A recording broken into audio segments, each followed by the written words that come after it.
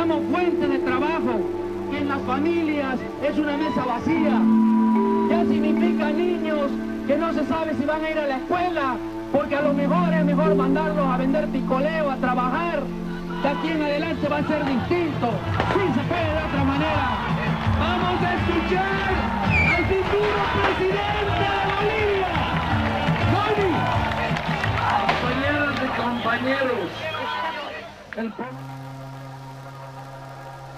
Bolivianas y bolivianos, buenas noches. Bolivia está en una encrucijada. Para financiar los fondos de contrapartida que se necesita para desembolsar la ayuda externa, la plata que nos donan, la plata que nos prestan en condiciones concesionales, necesitamos mayores ingresos.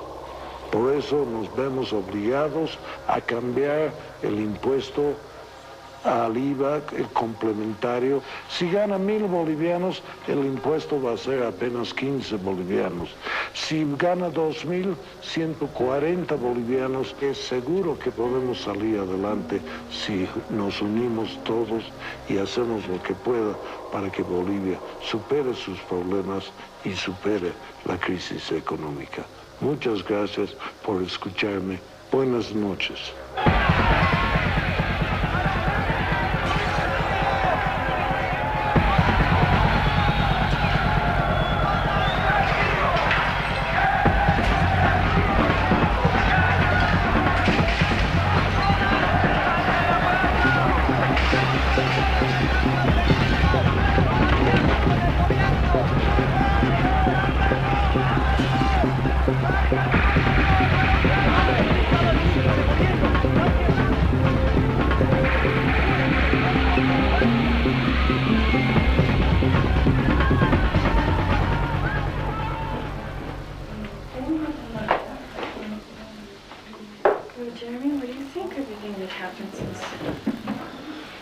Can you believe it?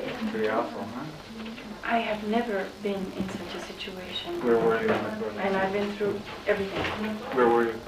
Well, I mean, I was in my house. But I've been in revolutions, I've been in coup d'etats, but never in a situation in which there was no government, no police, nothing in charge of the country. Nobody was in charge of the country. Do you remember during the electoral focus groups when people said that they didn't want drastic measures? Uh-huh. I know you said that to Goni. I know you said that to the team. I wonder if they heard you. Well, it wasn't that it was so drastic. What was drastic? The way the press presented it was terribly drastic, and it was drastic in the sense that it was going to touch on those people that made less than 5,000 Bolivianos, Jeremy. And to those people, 30 Bolivianos is a lot of money. It is a lot of money. I thought the tax increase was above 5,000. No, it started at 880 Bolivianos. That was the problem. It should have been above 5,000. The people have awakened now, and they're willing to be aggressive. There's no way we can pay taxes, and there's no work. Where are we going to get the money? What sparked these protests? The president. But what did the president do? Well, because they offer and they don't comply. They don't even listen to us. In order to dialogue in this country, first you have to go out in marches, in protests, and then the government listens to you. Because if you don't, nobody listens to you. To me, it's been that the government wanted to sell the gas. We've been telling them not via Chile, and they keep insisting. Chile is our enemy. Do you think that Goni should resign the presidency? No, he shouldn't. Oh, instant. He should go out and talk to the people in the villages, in the neighborhoods. Well, it keeps going another month or two like he's been gone. He's probably gone. Why? Why do it that way? Why? It's needless. Why wouldn't he go out and throw himself into the people? Well, the main discussion is that he doesn't have time. That's bullshit. I don't want to be popular. I want to be a good president. Good. So he's doing a great job now, huh? Now he's being unpopular and being a bad president. I mean, nothing's getting done. There's no support. She's about to show them the video, and she asked... You know, it's just so clear. Yeah, and it's not like they're saying we need $1 million. We want him to travel and be with the people and show that he's listening. It's cheap, trust. it's free. And this is reinforced also because people have fear after this arrest. Would you ask Goni to resign? If he decides to export via Chile, yes, we would really be angry.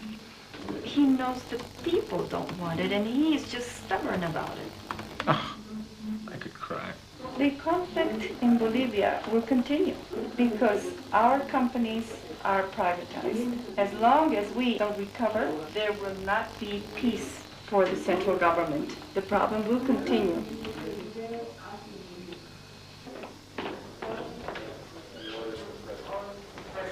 Hola. Mr. President, good to see you. How's it going? Good, how are you? What are you doing tomorrow? Whatever you want me to, Mr. President. Yeah, well, Now the agenda is we're going to... I'm seeing Carlos Mesa at 10. War room, Carlos Mesa until 12. 3 p.m. the presentation. well, if you want to do it even later, we can do it. I want to put off the presentation because the one time I don't want to see both. These are worth not seeing. Yeah, that's what I mean. Archive these in the museum. I always thought I was a masochist, but when I read what could be there, I decided I don't want to see it. What the hell with that? We have to have a real serious talk about that because I think the way people are so nervous, I think you could really push it off the ledge. Well, I want to talk to you about that.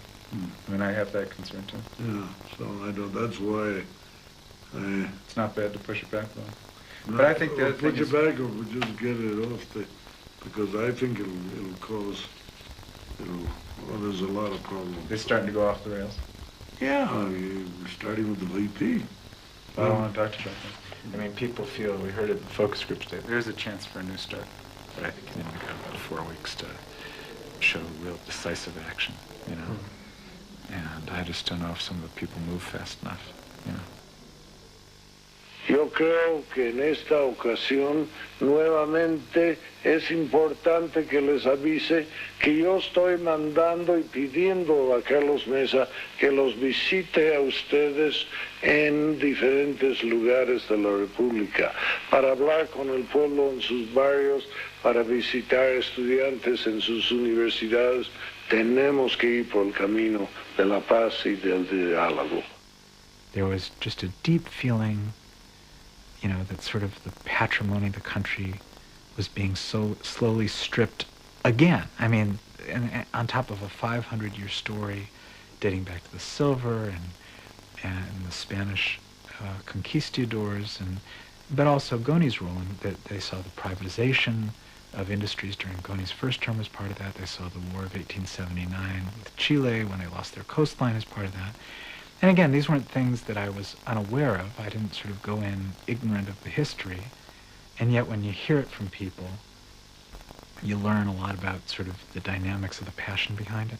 I mean, it's not like facts I learn, but it's the texture of people's political passions and the texture of the sadness there about what's been stripped from them. Vamos a comenzar, aunque no haya, porque para el futuro de Bolivia vender gases y tal. Tenemos tanto gas, tenemos potencial 100 millones. 3 weeks ago, the president's controversial gas export plan set off a series of violent protests. The catalyst for the crisis was a proposal to export natural gas from Bolivia through a pipeline to a port in Chile.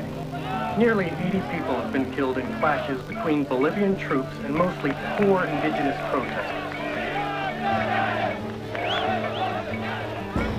So how do you feel now about getting Goni elected? I don't have any doubt now, and I didn't have any doubt during the election, that's why we went to work for him, that this guy had the best formula for helping this country rise out of dire poverty.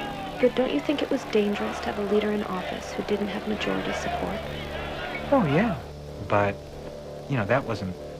I don't see that as an indictment of Goni. I mean, maybe it's an indictment of his consultants that we didn't get him 50%, we only got him 22.46%. I used consultants to know what was important to people, because all they're telling you is what people are thinking, and they're trying to show you how to change the perception. But it's hard to sell people. Only in the United States can you think that advertising will fix it all. It won't. It won't. Only in the United States can you believe that people can be changed by information. Sure, communication is very important in campaigns, but you have to take into account deep-seated fears and resistances of people. Ultimately, he thought he would be held accountable. We thought he'd be held accountable in an election, in the normal course of things, when there was a chance for him to proceed with the, the gas line, proceed with the connections to people's home, dedicate the funds for education, all the things that he wanted to do that ultimately he believed, and we believed, that he would be judged by those things if he succeeded, by what he did. Cada cual ofrece a su manera. Ofrecen maravillas, cielo y tierra y mar, pero al final eso no cumplen. Yo ya he visto tanto tiempo que jamás han ido peor hemos ido. Él sí puede volver a vender y volvernos a vender a nosotros que somos los bolivianos. Su campaña ha sido fantasía porque pintaba todo de bonitos colores. This is about a lot more than the natural gas pipeline. People here have used the issue as an excuse to express anger and frustration with a system that promised prosperity and hasn't delivered.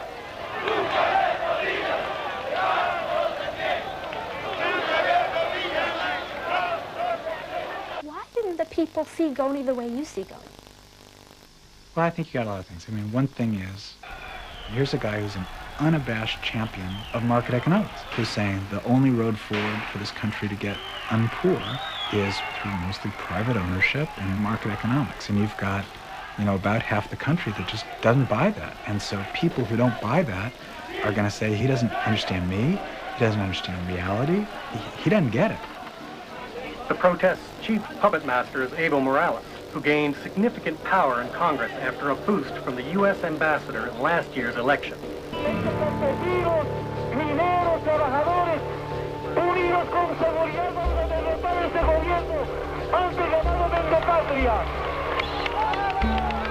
I feel frustrated, and I feel responsible. I think the Bolivian people are being taken for a joyride by a bunch of irresponsible populists. A lot of people who promise easy solutions by simply not pumping the gas or nationalizing industries or closing the borders, that are just blatantly false, ugly, empty myths. Es una lucha del pueblo, carajo, y más vale que se vaya ese gringo hijo de puta de una vez antes de que su familia pague las consecuencias. Lo ha vendido las empresas, capitalizado, digo, entonces no merecía ser de nuevo presidente. Basta de llegar por basta. Realmente la gente está ya, en unas palabras ya, muy molesto, muy molesto.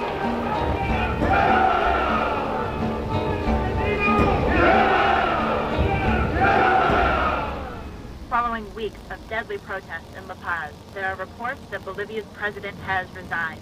Gonzalo Sanchez de Lozada, known as Goni, reportedly fled to the United States earlier today. Bolivia's new president, Carlos Mesa, took office after weeks of violent protests against his predecessor, Gonzalo Sanchez de Lozada.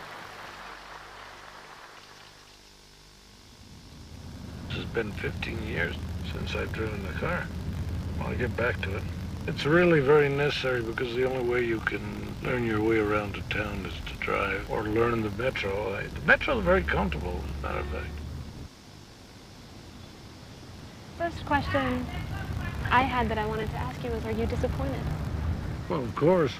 I feel a sense of guilt by not having been able to stay and do the things that I think should have been done and in the long run would have been most beneficial for the people of Bolivia. My Vice President Mesa has offered the things that I wasn't willing to offer, and now he's in deep trouble because if he does a referendum on exporting gas, they're going to say no. El tema del gas no puede responderse hoy sin la participación del conjunto de los bolivianos y de las bolivianas. El otro nudo que tenemos que ser capaces de desatar es la demanda de la Asamblea Constituyente. Pero está claro que tenemos que trabajar fuertemente por la recomposición de la relación entre el Estado y la sociedad que hoy por hoy está quebrada. So can you really export your brand of democracy, your way of doing things, to such a divided country? I mean, Bolivia is a very divided place. I guess the thing is, democracy really depends on material results. If democracy can't yield benefits for the average person is not going to have a deep philosophical commitment to democracy like we all do in a very sort of natural, almost genetic sense. You'd better find a way to make sure that it yields benefits pretty soon, and that you, where necessary, provide the countries in transition with some support so that people feel like their life is improving as the democracy takes root. Will this experience change how you do business in the future? I don't know. It certainly drives home, not that we didn't know this, but it certainly reminds you, what the stakes are. In Bolivia and these other places, you have a more acute sense that it really is life or death, whether you get the best person and whether he makes a little faster progress could be literally life and death for, even more people in an even more immediate sense. And that, creates a certain weight as you do your business to try to do it as best you can, but I'm not sure that makes you do it any different way.